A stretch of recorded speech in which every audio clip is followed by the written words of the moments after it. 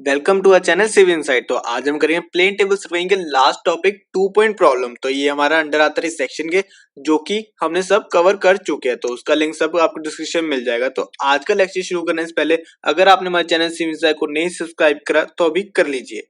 तो देखो 2 point problem जैसे 3 पॉइंट प्रॉब्लम था, ये भी 2 पॉइंट प्रॉब्लम, बस इसमें फर्क क्या, उसमें 3 वेल डिफाइंड पॉइंट्स थे, तो इसमें 2 वेल डिफाइंड पॉइंट्स है और कुछ भी नहीं है इसमें फर्क। तो अगर आपने 3 पॉइंट प्रॉब्लम नहीं देखा तो वो पहले देख ले, ताकि आपको थोड़ा सा आइडिया हो जाए कि 2 पॉइंट प्रॉब्लम होता क्या है। तो लोकेशन ऑफ द पोजीशन, ये एक स्टेटमेंट है, कभी कभी पूछ लेता है 2 नंबर में कि स्टेटमेंट बता दो 2 पॉइंट प्रॉब्लम की। तो location of the position on the plane of the station occupied by the plane table by means और observation to 2 well defined points whose position have been previously plotted on the plane। तो कहते हैं कि ऐसा point निकालो जो कि आपका कैसे निकलेगा, 2 वेल डिफाइंड पॉइंट से निकलेगा जो कि पहले से आपके प्लेस करे हुए हैं प्लेन पे। तो देखते हैं हम सारा इसके क्या क्या स्टेप्स है। बस इसका एक ही मेथड है और 6 स्टेप्स में आ जाए पूरा हो जाएगा। ठीक है, 8 स्टेप्स में हो जाएगा ये अच्छे से आपका। तो बस एक ही मेथड है। तो देखो, let us take 2 points A and B, the plotted position of which are known. तो हम कहते हैं ये 2 पॉइंट्स है ना, आपका 2 पॉइंट प्रॉब्लम है तो आपको 2 पॉइंट्स मिलेंगे। तो ए और बी आपको 2 पॉइंट दे दिए। Let C be the point to be plotted. तो हम कहते हैं कि यार एक सी पॉइंट है, आपको ये प्लॉट करना है, ये सी पॉइंट है, यहाँ पे प्लॉट करना है आपको। The whole problem is to orient the table at C. तो वो तो आपको पता है कि यार सी तो निकालना, तो सारा काम ही है कि टेबल को ओरिएंट कर दो आप सी पे, तो आपको निकल जाएगा सी पॉइंट। देखो सबसे पहले करते हैं हम choose an auxiliary point D near C. तो ऑक्सिलरी हमने एक पॉइंट चूज कर लिया, यहाँ पे कोई भी एक रैंडम पॉइंट चूज कर लिया हमने डी नियर सी। ये पास करना, दूर मत करना। To assist the orientation at C. तो वही किसको असिस्ट करे, एक तरह का असिस्टेंट बन गया आपका ये D. Set the table at D in such a way that A B approximately parallel to capital A B इधर बाय कंपास और by eye judgement clamp the table. अब देखो इसका क्या मतलब हुआ, देखो ओरिएंट तो इसको भी करना है ना। अगर आप इसको ओरिएंट लेके चलोगे फिर इसको ओरिएंट कर पाओगे, तो इसको ओरिएंट करने के लिए हम क्या करते हैं, जो इसका ए बी यहाँ पे पॉइंट्स है ना, ये हमारे जो प्लेन पे डिफाइन करे हुए हैं, तो इन ये पैरेलल होने चाहिए, अप्रोक्सीमेट पूरे पूरे पैरेलल होने चाहिए, तभी ये आपका ओरिएंट होगा। तो ऐसे हम इसको ओरिएंट कर सकते हैं टेबल को। नेक्स्ट है देखो, keep the lid at A and side to A. तो यहाँ पे हमने ए रखा, तो यहाँ पे हमने साइड कर दिया ए। ठीक है, यहाँ से हमारे पूरा ये ऐसे बन गया। ठीक है, ड्रॉ द रिसेक्टर। तो हमने रिसेक्टर पूरा बना दिया। Similarly draw resector from B and capital B to intersect the previous one in D. तो देखो अब इसमें क्या किया, बी पे हमने रख दिया, तो यहाँ से आपने बी कैपिटल बी देखा, तो यहाँ से आपने इसका भी सेक्टर ड्रॉ कर दिया। अब जो यहाँ पे इंटरसेक्शन हुआ, जैसे ये लाइन ऐसे है तो ये लाइन ऐसे है, तो इनके इंटरसेक्शन हुआ तो ये आपका डी बन गया। ठीक है, इसका इंटरसेक्शन कर दिया। पोजीशन ऑफ डी इज दस got the degree of accuracy of which depends upon the approximate that has been made in keeping AB parallel to AB। तो वो ये कि यार इसका कितना करेक्ट होएगा वो किस पे डिपेंड करता है, आपने AB और ये वाला ए बी कितना पैरेलली रखा। ठीक है ना, जो कैपिटल ए बी है और ये हमारा स्मॉल ए बी जो प्लेन पे है, ये कितने पैरेलल है उस पे हमारा डिपेंड करता है इसका एक्यूरेसी। ठीक है ना, तो आपका ऐसे हो गया। अब देखो, transfer the point D to the ground and drive a peg. तो हमने यहाँ पे एक डी पे इसको पूरा प्लम्बिंग फॉक्स से आपने पूरा इसको यहाँ पे रख दिया नीचे पॉइंट को, और उस पे आप एक पैक रख दो। ठीक है, अब देखो, keep the edit at D and side to C. अब आपने डी पे रखा, अब हम सी को देखते हैं जो कि हमें निकालना ही है C point. Draw the ray, mark a point C1 on the ray by estimation to represent the distance DC। तो मैंने कहा था पास रखना है ताकि आपको एक तरह का एस्टिमेशन हो जाए। ठीक है, तो आपने डी यहाँ पे ऐसे रखा, तो आपने ऐसे बना ली। ठीक है, आपने साइड करा यहाँ पे C1, आपने ऐसे कह दिया कि चलो लेट यहाँ पे होएगा हमारा सी इस प्लेन पे। ठीक है, अब आपने यहाँ पे ऐसे रख दिया, तो यहाँ पे हमने C1 हमने कह दिया। ठीक है, देखो अब क्या होगा, देखो shift the table to C और in by taking back side to D. हमने कह दिया कि जो यहाँ पे हमने पूरा कर दिया ना, यहाँ पे देखो C1 भी एक बार हमने ले लिया। अब हम कहते हैं C1 पे पहुंच जाओ, मतलब कि सी पॉइंट पे पहुंच गए जो कि आपको निकालना है। और देखो कैसे ओरिएंट करेंगे, बैक साइड कर लेंगे। ठीक है, यहाँ से एलिडेट से आप देख लो कि डी आपको जैसे दिखा वहां पे इसको क्लैम्प कर दोगे टेबल को, and centre it with reference to C1। और C1 को रेफरेंस लेते हुए आप इसको सेंटर भी कर सकते हो। तो orientation is thus the same as it was at D. तो वही जो आपकी डी पे थी वही ओरिएंटेशन आपकी फिर अब सेम टू सेम आपकी कहाँ पे हो जाएगी, सी पे हो जाएगी, क्योंकि आप डी को ही देखते हो तो बैक साइड करते हो आप कर रहे हो इसको ओरिएंटेट। तो देखो नेक्स्ट आता है point fifth, keep the edit pivoted at A and side it to A. तो देखो यहाँ पे हमने ए पे रखा और ये कैपिटल ए को हमने अपने ऐसे साइड करा। ठीक है, एलिडेट से। तो देखो, draw the ray to intersect with the previously drawn ray from D in C. तो जो आपके डी ए सी में आपको ये पूरा ये बनी थी ना लाइन, देखो ये पूरी ऐसे बनी थी, तो इसको इंटरसेक्ट करे यहाँ पे, जो इसको इंटरसेक्ट करेगी वो पॉइंट आपके यहाँ पे ऐसे सी हो गए। तो आपको सी पॉइंट दिख रहा है ना यहाँ पे, तो ये हमारा ऐसे ये सी पॉइंट यहाँ पे बन जाएगा। Thus, C is the point representing the station C with reference to the approximate orientation made at D. देखो हम कहते हैं C पॉइंट मिल गया जो आपको निकालना, लेकिन ये तब मिला है जब आपने अप्रोक्सीमेट ओरिएंटेशन ली थी। ठीक है, ये एक्यूरेट नहीं आया, ये थोड़ा अप्रोक्सीमेट आया, क्योंकि हम अप्रोक्सीमेट ही सारा हम ओरिएंटेशन लेके चल रहे हैं। पहले डी की हमने अप्रोक्सीमेट करी, फिर उसकी वजह से आपकी सी की वैसी अप्रोक्सीमेट होगी। अब आपने एक कह दिया कि चलो यार सी एक बार आ गया हमारा। ठीक है, अब नेक्स्ट है देखो pivoting the lead about C side B. तो देखो अब सी पे हमने रख दिया, अब साइड बी करो। ठीक है, अब आपने ऐसे साइड बी कर दिया।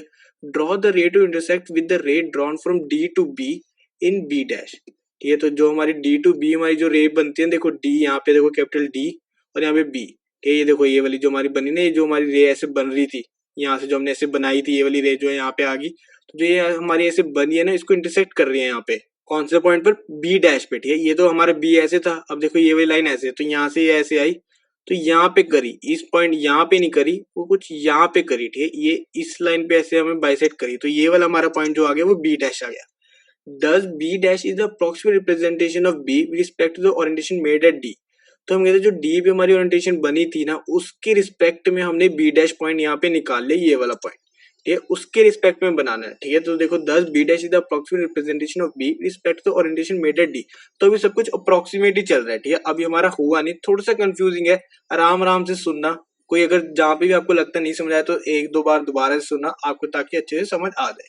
देखो नेक्स्ट है देखो 7, the angle between A B and A B dash is the error in orientation. तो देखो अब आप देखोगे, देखो अब यहाँ से लाइन ऐसे आई, देखो अगर मैं यहाँ पे बनाऊं एक बार ऐसे, ठीक है, ये आपकी ऐसे बनी हुई थी। ठीक है, ये आपका कुछ इस तरह था। ठीक है, अब देखो ये कुछ इस तरह था, पहले तो आपका कुछ लाइन इस तरफ थी। ठीक है ना, तो ये वाली लाइन आपकी कुछ इस तरफ थी, पहले थी नहीं, मतलब ये लाइन तो चलो लेट ये थी नहीं, तो इसको अगर मैं इरेजर कर देता हूँ एक बार, तो यहाँ पे ये वाली लाइन तो थी नहीं एक बार। तो अब इसमें क्या आएगा, देखो ये लाइन थी नहीं, तो हमने कह रहा है सी पे हम खड़े हुए हैं, इस पॉइंट पे सी पे हम खड़े हो गए, हमने कहा बी को हम देखते हैं, साइड हमने बी को करा, तो यहाँ से लाइन क्या बनी आपकी, कुछ इस तरह बनी। ठीक है, कुछ इस तरह बनी, तो पहले वाला पॉइंट तो बी था, ये वाला हमारा बी डैश आ गया। ठीक है, अब देखो ये तो हमारी लाइन बनी हुई थी, इसको हमने डॉटेड ले लिया, तो ये हमारी डॉटेड आ गई। तो अब देखो जो इसके बीच का एंगल है ना, ये हमारा एरर बताता है, लेट थीटा ये एंगल है, तो ये बताता है कि हमारा इतना एरर डिग्री में आ रहा है। ठीक है, ये देखो the angle between A B and A B dash, तो वो ये तो ये ए बी और ए बी डैश, अगर आपको इसमें नहीं दिख रहा तो इसमें आपको अच्छे समझ आ गया। अब उसके बाद आता है देखो in order that A B and A B dash में coincide और में become parallel, keep a pole P in line with A B dash and at a great distance. तो कहते हैं यार एक बार P पे रख दो पूरा ना, आप ए बी डैश पे रखो, देखो with line with A B dash पे आगे ऐसे पोल पूरा रख दो। ए बी डैश भी इसलिए रखना है क्योंकि ए बी डैश हमारा पूरा करेक्ट है। ठीक है, हमने ए बी डैश पे लेके आना है ए बी को। ठीक है, ऐसे हमने रख दिया at a great distance, keeping the lead along A B, तो ए बी पे आपने एलिडेट रख दिया। Rotate the table till P is bisected. ठीक है, अब देखो ए बी पे हम खड़े हैं, अब मैं कहता हूँ ए बी ए जो हमारा P है ना, हम कहते हैं ये करेक्ट है। जब आप P को आपको दिख जाए ना एलिडेट में से, मतलब कि आपका पूरा अच्छे से ओरिएंट हो गया। अब हम कहते हैं ए बी हम पे हमने एलिडेट रख दिया। ठीक है, एलिडेट हमारा ए बी पड़ा, अब इसको ऐसे बाइसेक्ट करो। ठीक है, ये एंगल से आप बाइसेक्ट करते जाओगे, देखो यहाँ से पहले आप इधर आओगे, फिर इधर, फिर इधर, फिर इधर, जब भी आप इस लाइन पे आ गए तो आपका ओरिएंट हो गया अच्छे से। देखो क्लैम्प द टेबल, दस द टेबल इज दस करेक्टली ओरिएंटेड। तो वही है कि जब आप यहाँ पे आ गए, तभी जब आपको पी पोल दिख गया एट ए ग्रेट डिस्टेंस, जब आपको यहाँ पे पी पोल दिख गया, जब आपने ए बी से ए बी डैश तक आ रहे हो, क्योंकि आपको ये पॉइंट तो दिखेगा नहीं ना एलिडेट में, ये वाला पॉइंट तो आपको दिखेगा नहीं, तो आपको आगे ही देखोगे आप, ये वाला पॉइंट आप देख नहीं सकते, तो ये वाला पॉइंट आपने यहाँ पे से रख दिया। ठीक है, तो अब आपने ये पॉइंट देखा, तो उससे आपको ये ए बी डैश के आपको पूरा पैरेलल पूरा कोइंसाइड ही कर दिया आपने ए बी लाइन को, तो बस हमारा ओरिएंट हो गया table. After having oriented the table as above, draw a sector from A to capital A, another from B to B. ठीक, कैपिटल बी स्मॉल बी से बी। तो देखो A से हमने सेक्टर बनाया कैसे, draw A sector from A। तो देखो यहाँ से लेके ये ऐसे सेक्टर आया ऐसे, और यहाँ से B से लेके B तक ऐसे आया, देखो यहाँ से ये वाला पूरा ऐसे आया। The intersection of which will give the position C occupied by the table. तो देखो अब आपको अच्छे से ऐसे बन गया, तो आपके घुमा दिया, थोड़ा सा ऐसे ट्विस्ट कर दिया आपने टेबल को, थोड़ा सा ट्विस्ट करने के बाद आपका यहाँ से A से ऐसे आ जाएगा, ए से ये ऐसे आ जाएगा, बी से सॉरी ये बी से आ जाएगा। तो यहाँ पे जो ये पॉइंट बना सी, वो ये आपकी पूरी ऑक्युपाइड पोजीशन आ जाती है जो कि आपको निकालनी थी। देखो अब यहाँ पे रोटेट कर देना आपने, थोड़ा सा रोटेट करा, यहाँ से हल्का से ऐसे घुमाओगे ना, देखो यहाँ से आप इस तरफ आओगे, फिर इस तरफ आओगे, ऐसे आते आते आप यहाँ पे रोटेट करोगे तो आपका आएगा, फिर आप इसको साइड करोगे, तो जहाँ पे आपके सेक्टर्स ड्रॉ हुए वहीं पे आपके इंटरसेक्शन आया, तो वो आपको पॉइंट सी आ गए जो कि आपको निकालना था। और कैसे निकाला आपने, सिर्फ ए और बी से निकाला, तभी इसको बोलते हैं 2 पॉइंट प्रॉब्लम।